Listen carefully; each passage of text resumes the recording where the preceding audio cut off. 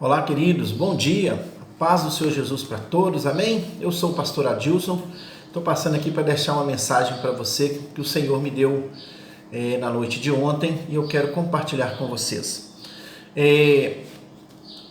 Lá no livro de 2 Samuel, no capítulo 11, a palavra vai revelar para nós sobre o adultério de Davi.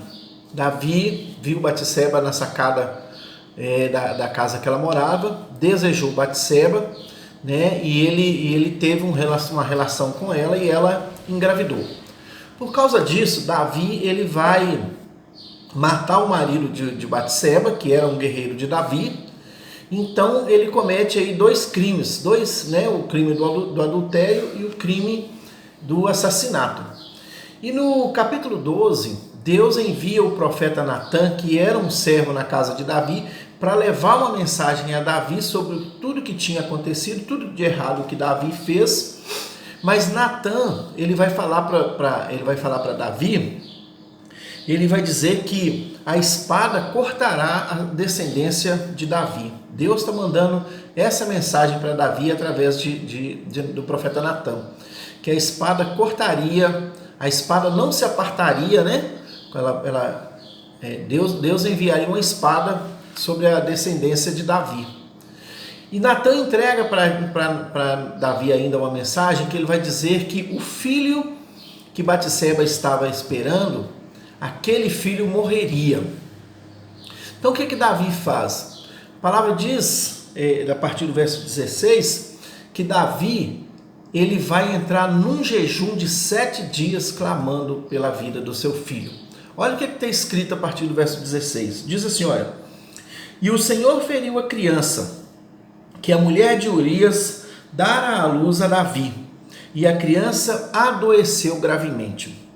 Buscou Davi a Deus pela criança, jejuou Davi, e vindo, passou a noite prostrado em terra.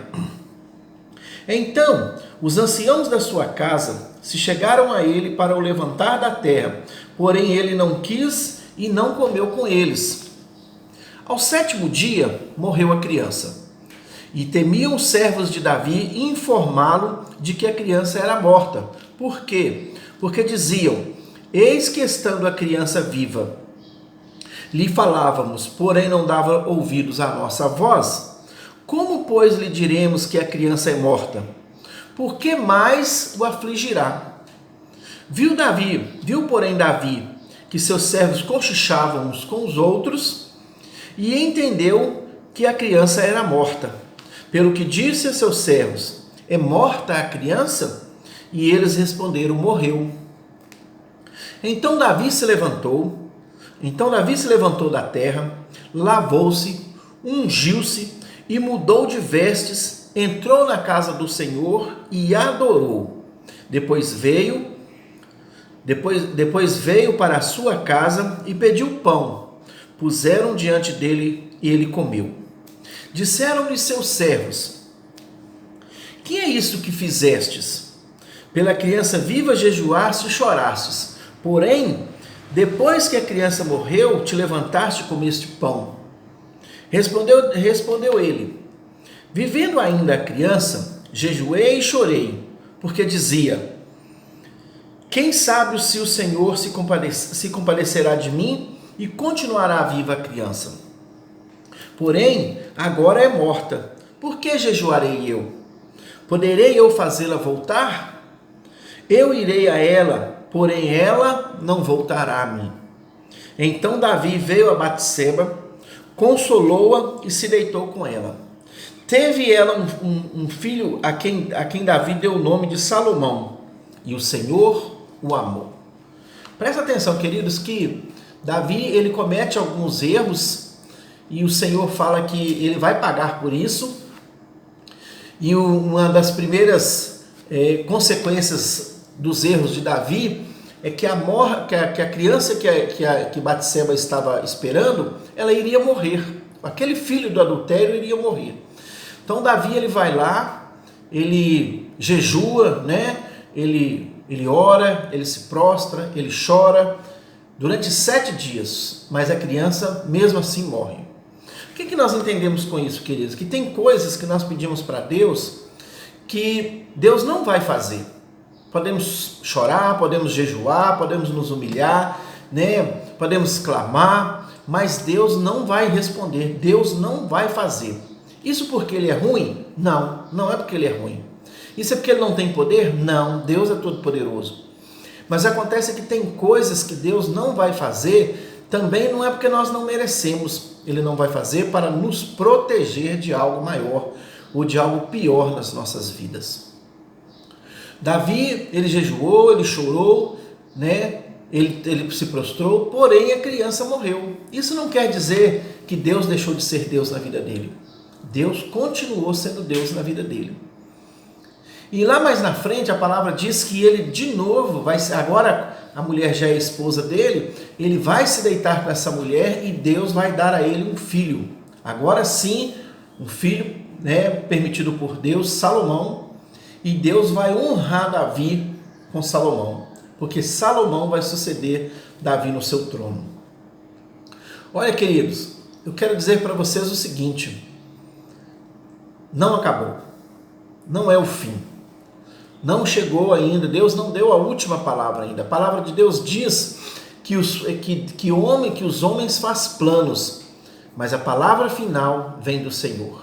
Ainda não é o fim, não está tudo acabado. Creia, creia, algo ainda vai acontecer.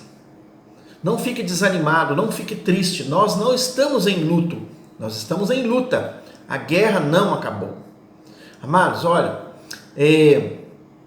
lá no livro de Juízes, a palavra vai falar de um homem chamado Gideão.